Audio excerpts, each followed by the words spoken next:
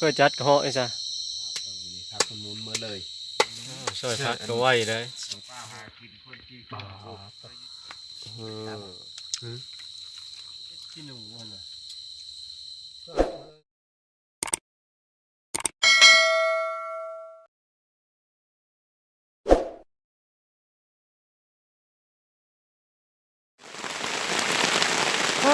กำลังจะเก็บเคิงไปหาร้านแรกทุกคนเลยฝนตกไหมล่ะโอ้ตะไฟกับเป๊ะพร้อมเหมือนนี่เถอะมีเนี่ยมุ่งตะไฟซ้ำ ชอบเลย ยาก็ได้ทีทุกคนเลยตอนนี้ก็ฝนตกเลยมีปอกแป๊กปอกแป๊กไหมล่ะฝนล่ะโอ้ทั้งแดดทั้งฝนบัดนี้เนาะ วันนี้มีแต่ฝนเลี้ยวมืดคือมาแล้ววันนี้นะ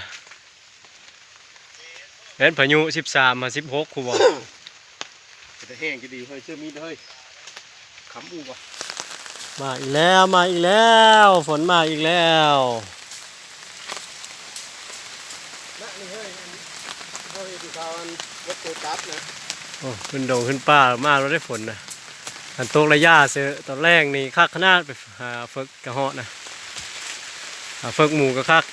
ลึบห้อยเก้าคนหน้าประชีวการแล้ววันนี้คำอู่คำเปย์แล้วโอ้ยสบายจังบาดนี่ตกแห้งก็เป็นคนทางล่มทั้งฝนเนาะ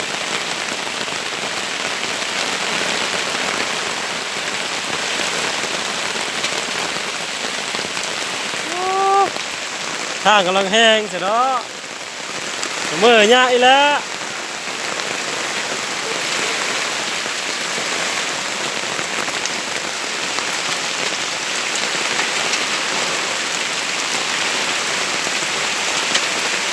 ลมพอไฟเขาก็เป๊ะพอดีพอดีเลย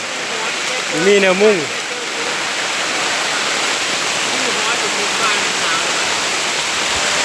ลงทุกคน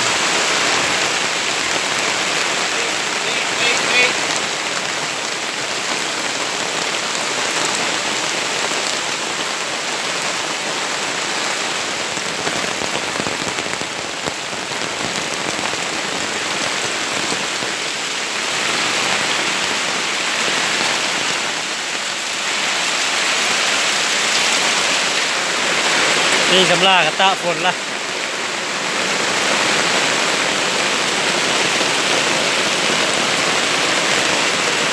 แห้งขนาดเลยวันนี้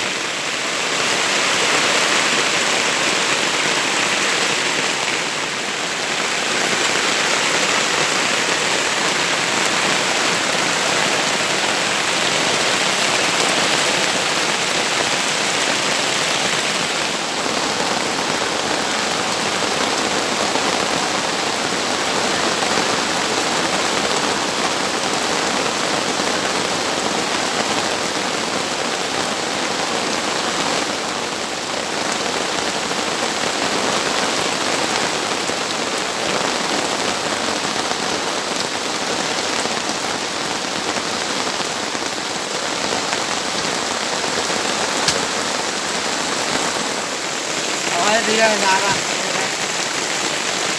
ร่างไว้พอดีร่างเลย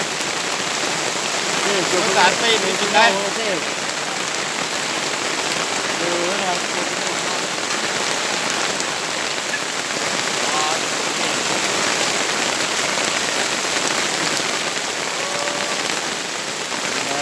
จะเข้าการแล้วจะเข้าการแล้วเดี๋ยวยากดิโอ้ยฝนตกยามนี้มันแห้งกันได้บ่แล้วมาอีกแล้วหลังจากที่ฝนเศร้าแล้วก็แดดได้ทุกคนในวันนี้นะ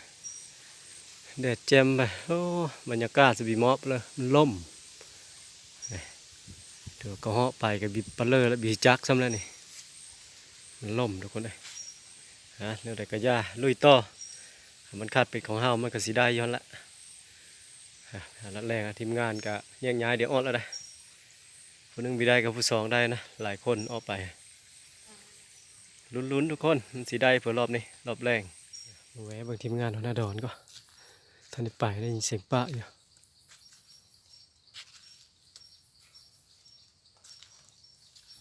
แรงว่า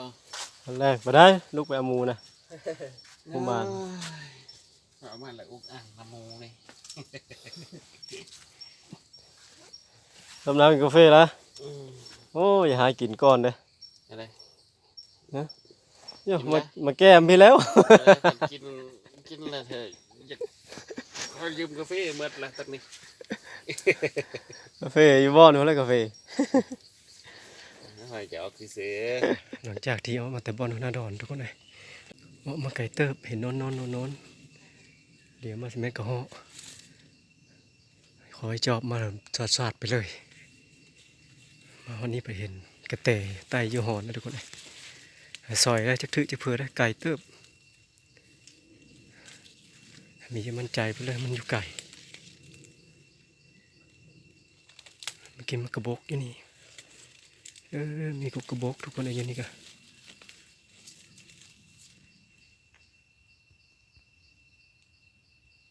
กระบอกน้อยอยู่นี่เนาะ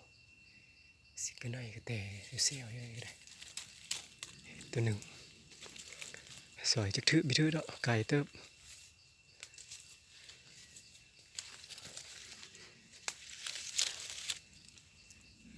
กระบอกตัวนี้นี่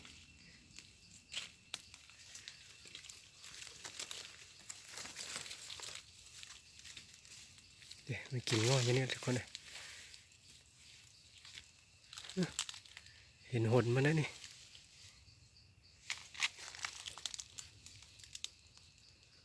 มีถือหนมาเห็นนะนี่หนมันทุกคนกระเตะหรือกันไหนวะ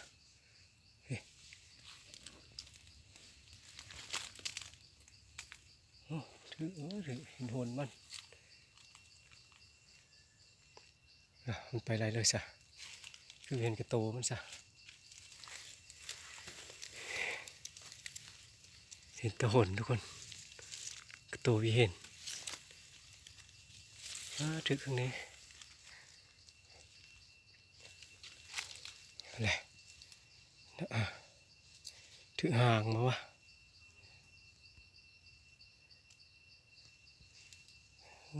อย่างนี้แหละเห็นแต่หนว้าวจะตายเสียหามก็ทุกคนนะ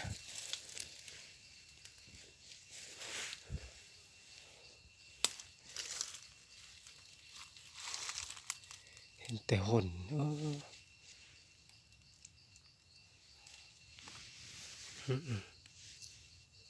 คือสิถือไอ้หนมันคุเยอะอยู่ตัวมีเห็นแต่ทุกคนนะเราเอาก็ยังมันไปตายหน้ามีเห็นทุกคนเลยถือหางตำบึงได้แต่หน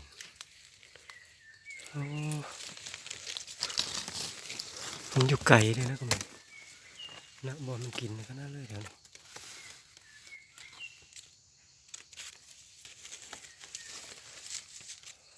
ตัวถือหาง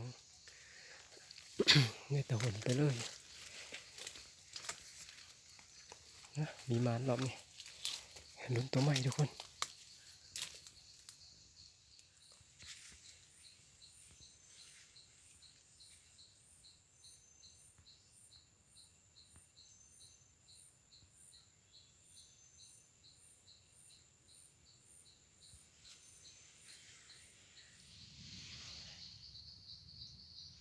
หอยหมูตัวใหญ่แล้วทุกคนนะครับน้ำยังหดอยู่เลย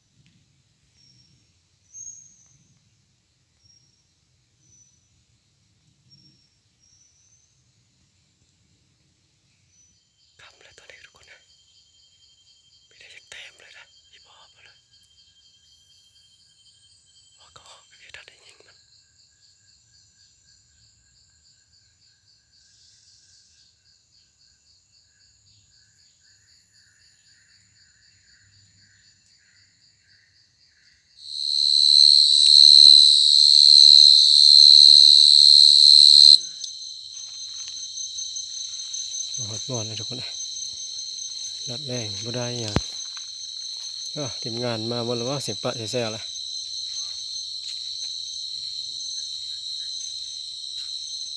มาฮอตบอลละเขาก็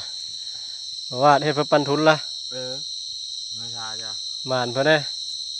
ใช่เหรอ ไม่ได้จักแต้ม อันด่างสองคนอยู่ได้ ได้แต่หัวหน้าปลาซิวเพื่อจัดกระเหาะนี่จ้ะ ปลาซิว ท่านปลาซิวบ่ นกปลาซิว ท่านกระเหาะโอ้ยนกชำนี้ก็ยิง โอ้ได้ คอยยิงชำนี้เสียอึดเพิ่น เล่นทำด่างเลย มาถึงท่อกับชะมอย ให้นกน้อยนั่นแหละ เออ น้อยมือมันนี่งานจ่าจะได้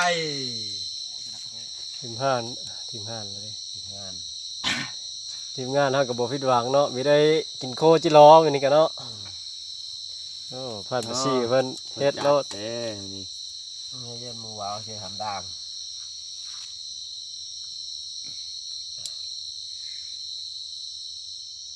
เฮ็ดเลยวันนี้เมนูเลยวันนี้ ลาบ ลาบกระเหาะ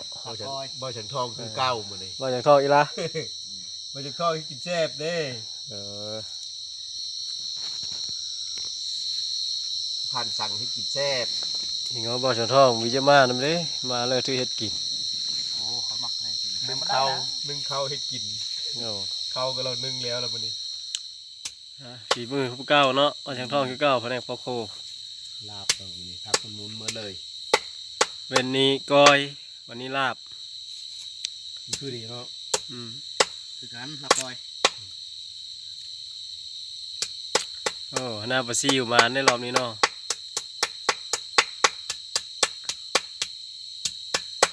คุยมาเลยได้พามันได้ตบคนมาแล้วโอ้โหมันได้ไปเชื่อป่ะจีป่ะจีกิโล อยากฟักแล้วมาโควันนี้เนาะ โอ้ย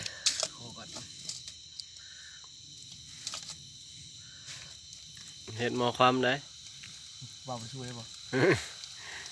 โอ้ไหวเนาะจ้าโหลดขากันเลยกัน ไม่เชื่อนำใช่ป่ะเชื่อให้หน่อยนึงใช่ไหมเชื่อ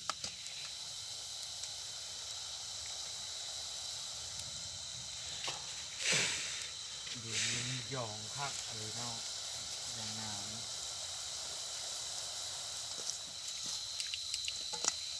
เดี๋ยวคนหอด30ล่ะ พักก็ย่างอยู่เฮ้ยพักก็เฮ้ย ย่าง โอ้พักอีกแล้วสลับเหาะมาหาหน้าจังเอาข้าวโคมานำ บุคักก็ไม่เทมันนั่นแหละ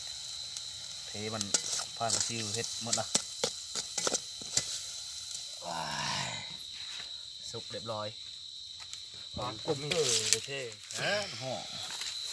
เรื่องหอม ชุกแล้วไอ้โทษเลย สุกแล้วสุกแล้ว เหมือนว่าซอยพักโบหอมใช่ป่ะวันนี้ งบลง พักก็มีแต่พักหอมเปย์พักโบโหว่าเชื่อโหนบ่ ปรุงให้มันเย็นปรุงให้มันเย็นเนาะมาปรุงโอ้แซ่บได้วันทองเห็ดกินเลย ซอยพักก็ไหวได้ โอ้พักได้เชียวมื้อแรงเราก็ไหวขึ้นนั่นเลย อ้าวบ่เคยได้นั่นน่ะบ่เคยยังบ่เคยโบโหหอมใครได้เป็นดิบเนาะซอยชะโลด ยังดีแต่มีโหพักโบ นะแล้วตัดทิ้งไปมึงเราโอ้โหมีมันนะกล่องขาง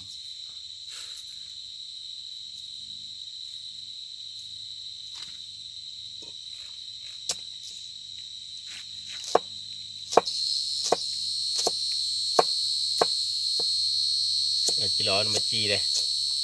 หันละไหลเนาะซอยเอามาคิดกัน กินดิบช่อยเอาแล้ว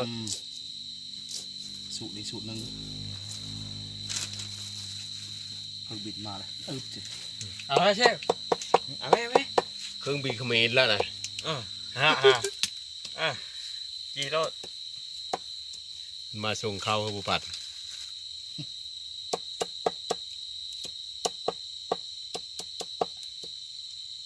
ขาดหรือเปล่าจะได้ไหนจะเลย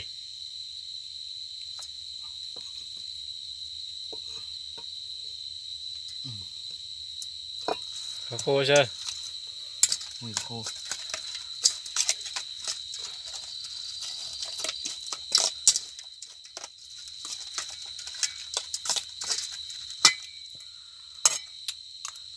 คราวนี้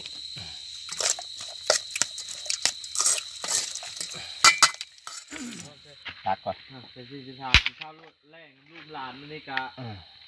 นั้นหลับ ใบจากทองเฮ็ดมาตักก่อน มาชาวป้าหากินคนที่ก็ตัวอยู่ดีมีแห้งให้โชคเพิ่มมาได้อื่นข้อมือเนี่ย เขาไทยลงกระทงเกงแล้วชอบป่าหากินกับอะไรบ่มา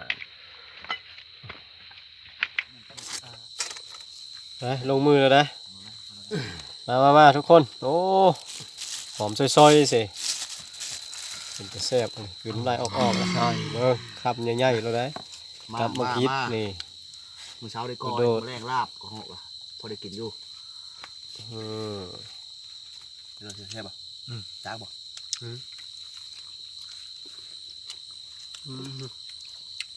เงาเราดูโดด มีเพชรไปเลยเนาะ มาดิบลงเบิ่ง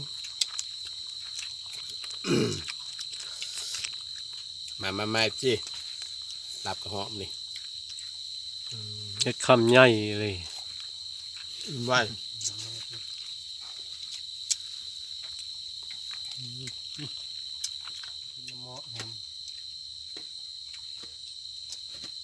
มักเพชรขี้หนูอ่ะน่ะ เหมือนกัน เลี้ยงไข่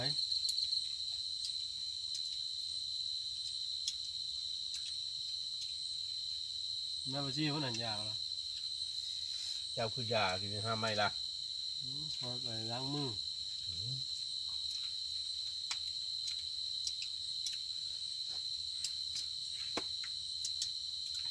เขาในก้อยเนาะแรงลาบ เอาไปพักเอา แต่ทำนี่เท่าไหร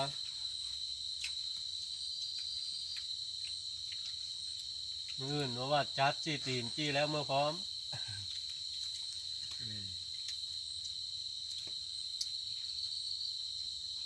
มีพระแล้ว พอชั่วโมงนี้แล้วเป็นตะพอเลย ไม่ล่ะฉันก็เจอเนาะแรงเนาะมีลม มื้อเช้านี่เป็นตะพอมันเงียบเลย มันทุกข์ยากแล้วนั้นมันเป็นตาให้ได้ ไปไปหื้อทางแบบนี้ลุ้นไปเลยเนี่ย